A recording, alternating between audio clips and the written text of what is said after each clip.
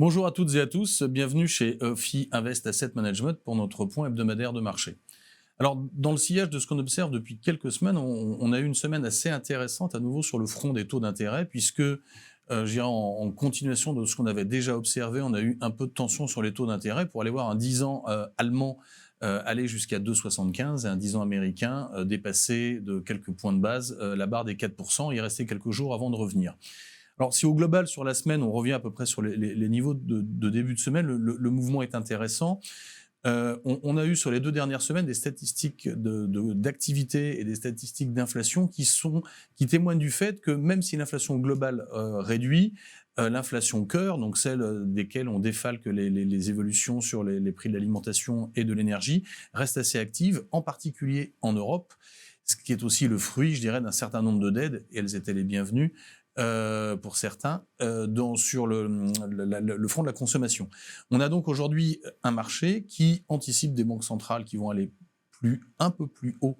qu'anticipé, et surtout le point important des 2-3 dernières semaines et qui explique en grande partie le relèvement des taux longs, qui vont rester beaucoup plus longtemps en territoire restrictif. Et c'est ça vraiment la nouveauté, c'est que si effectivement aujourd'hui on attend, les marchés anticipent une réserve fédérale du côté de 5,25, 5,50 et une banque centrale européenne presque du côté de 4%, c'est surtout la durée du plateau, c'est-à-dire la durée durant laquelle les banques centrales vont garder les taux courts en territoire restrictif qui s'est allongé, puisqu'il y a quasiment plus de baisse de taux d'anticipé de la part de la Banque centrale européenne sur tout 2023, et très modestement dans le cadre de la Réserve fédérale américaine. Ceci pour dire que les banques centrales vont continuer de lutter contre l'inflation, et je dirais que ces accélérations à la remontée des taux longs, puisque depuis le point bas des 2 tours, on a presque 60 centimes de remontée des taux, témoignent du fait que les banques centrales non seulement vont lutter contre une inflation qui réduit, mais pas complètement sur le cœur, mais également portée par une croissance assez forte, où on voit toujours en particulier aux États-Unis, que les indices d'activité restent assez élevés, provoquant des tensions sur l'emploi, donc des tensions sur les salaires et donc de l'inflation. On a donc ce mouvement sur les taux. Très clairement, on avait anticipé depuis plusieurs mois ces phases de volatilité tant qu'on n'est pas sur ce pic d'inflation passé, en particulier en zone euro. On est dedans avec peut-être un peu d'excès. On trouve, c'est vrai qu'aujourd'hui, les taux d'intérêt sur les niveaux de 2-3 quarts ou de 4 aux États-Unis, plutôt intéressant à acheter. Alors sur les souverains, mais surtout également sur la composante crédit, puisque quand on regarde les obligations du secteur privé, on a entre 4,25 4,50 sur une courbe assez plate, et là effectivement on commence à avoir des rendements qui nous paraissent assez intéressants horizon fin d'année, car même si effectivement on attend un ralentissement de la croissance qui sera moins fort que prévu, on attend quand même un ralentissement de la croissance. Donc d'ici quelques mois, on aura sans doute vu,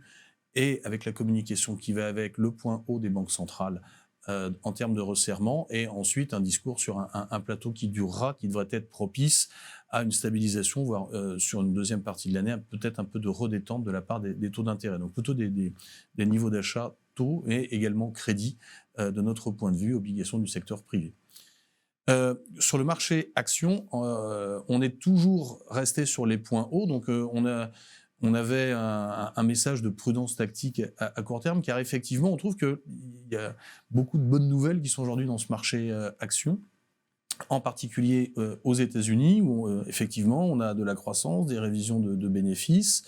pour l'instant, qui ont absorbé l'ensemble des remontées de taux, et sachant qu'on a également un peu les multiples, le nombre de fois où on paye les bénéfices dans la valorisation d'une entreprise, qui sont assez tendus.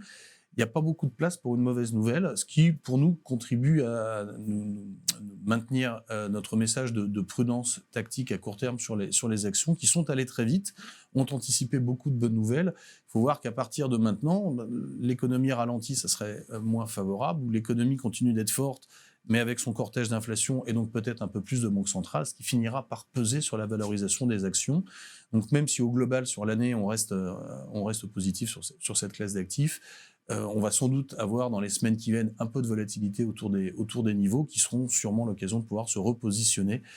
sur cette classe d'actifs.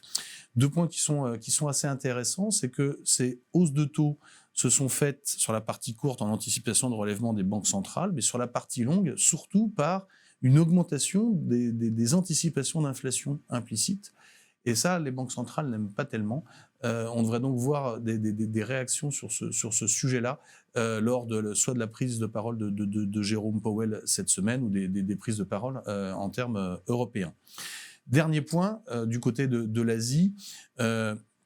on a eu la remise à jour de la prévision de croissance pour la Chine attendue, qui est sortie à 5%, ce qui est plutôt le point de la fourchette basse. On sent que la Chine est plutôt prudente sur sa consommation pour ne pas décevoir, comme ça a été le cas l'année dernière vis-à-vis de sa population. Néanmoins, on sait qu'elle va essayer de tout mettre en œuvre pour atteindre cette cible, qui est plutôt attendue au-dessus, et je dirais d'une façon qui sera plus orientée consommation que investissement, ce qui pour l'instant ne tire pas encore les prix des matières premières, mais plus globalement, ce qu'il faut retenir, c'est que je dirais que un tiers du moteur de la croissance de la planète est en redémarrage et attendu sur l'année, ce qui, je dirais, quand on verra les économies américaines et européennes ralentir à partir de l'été, sera un relais sans doute bienvenu, et ce qui explique notre côté positif sur les actifs risqués horizon fin d'année. Je vous remercie pour votre attention et je vous souhaite une très bonne semaine.